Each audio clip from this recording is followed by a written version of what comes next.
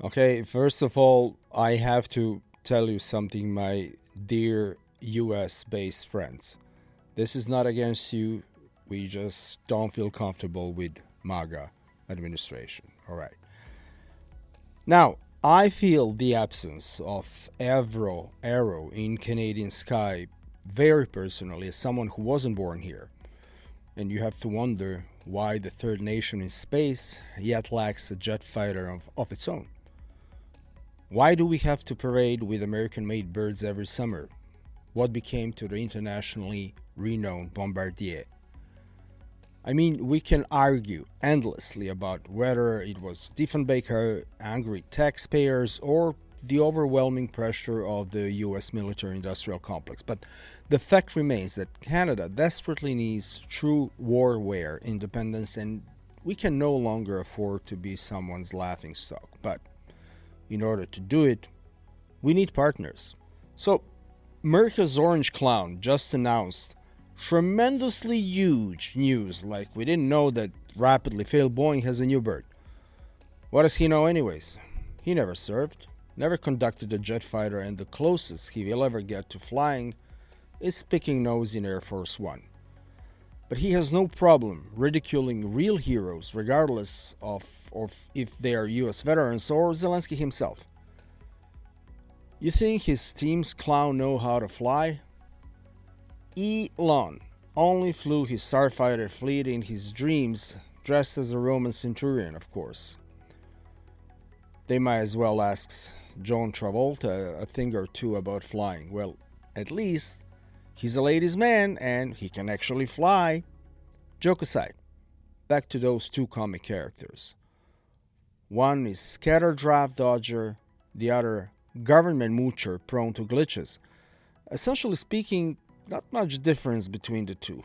They're both critically unfit for serious things. So, what's the news, you ask? Well, under the Next Generation Air Dominance program, the US Air Force has formally chosen Boeing to construct its sixth generation fighter jet known as the F-47. Apparently, this aircraft is anticipated to establish a new benchmark in military aviation, and it will take place of the F-22 Raptor as the Air Force's premier air superiority fighter. But again, if you think those two clowns dig it, I could not disagree more. I know enough self-proclaimed military analysts who not only never served anywhere, but some of them couldn't even make their own bed. For some, being a MAGA American or having a subscription to Jane's Defense Weekly is close enough to impose their deep, huge opinions on geopolitics, defense, and jet fighter issues for that matter. Both the Tsar of US and his awkward villain advisor are falling into the same category. Marginal misfits, outcasts in power. Now they're in position of legalized, formalized, justified rage and revenge that comes with it. Why? Oh, why is it always so common that nerds and out-of-shape weirdos tend to fanatically understand everything military? It's not like they can shoot, run, or make real-time decisions under fire. Never mind flying. Long time ago, I also discussed this with someone who believed that you don't have to serve in military to write military science fiction. Probably. But you will never be as credible as Heinlein or Haldeman, and they are, surprise, surprise, best in genre. Anyways, long story short, so how can Canada and Europe both evade this Muppet Show situation? As part of a larger reassessment of military alliances and dependencies, Canada and Europe are both looking at alternatives to fighter jets manufactured in the United States. Canada is investigating closer military cooperation with the EU, including possible involvement in the EU's military industry expansion. A change in diplomatic objectives was indicated when Canada's new Prime Minister decided to make his first international trip to Europe. This was probably the first time that it ever happened. In the face of worsening US-Canada relations. He was welcomed in France and the UK. Don't forget that Macron is his personal friend, right? So, do you want to see Rafales? Possibly, yeah. So, underscoring Canada's close European links, and Canada is currently exploring options to reduce its reliance on U.S. defense equipment, particularly in the context of fighter jets. And here are some key points regarding Canada's potential reliance on European jet planes and the possibility of producing Canadian jets in the EU. Yes, I said it. Why not? Canada is in talks with the European Union to join an EU initiative aimed at reducing dependence on U.S. defense equipment, and this includes purchasing more defense equipment from European suppliers such as fighter jets. Sweden's Saab, my favorite Gripen, has proposed assembling and maintaining the Gripen fighter jet in Canada, offering an alternative to the US-made F-35. Wouldn't that be great? The EU is promoting a buy European approach, encouraging member states to purchase at least 65% of their military equipment from EU suppliers or countries who are like EU but they are formally not a member. And this strategy could facilitate Canada's integration into European defense procurement networks.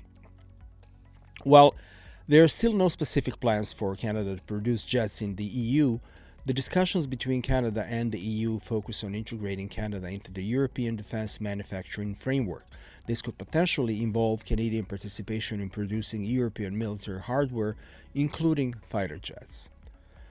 The primary focus is on enhancing Canada's domestic defense industry and manufacturing capabilities, possibly including building fighter jets here in Canada. And this aligns with Prime Minister Mark Carney's strategy to diversify defense procurement and strengthen ties with the EU. And I have no doubt that Europe would be more than happy to join engineering forces with the Great White North, regardless of the decision whether it would be or Avro, Euro, Canadian Typhoon, or something else entirely. And this is our window of opportunity.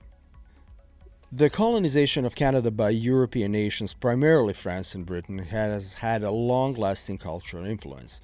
Canada's identity and cultural diversity have been influenced by immigration from Europe, and it is second largest trading and investment partner is the European Union. So, important for European security, Canada is a member of the Organization for Security and Cooperation in Europe and NATO. Canada also participates in EU common security and defense policy operations and backs NATO-EU cooperation. And today, more than ever, we need each other. But what are U.S. plans? Well, the F-57, which Boeing will build, represents a dramatic change from Lockheed Martin's former hegemony in the production of advanced fighters.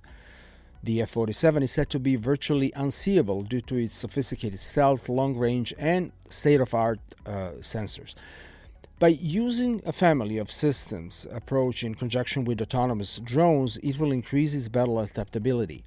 And according to reports, an experimental version of the aircraft has been in flight for almost 5 years, during which time sophisticated engines and artificial intelligence have matured.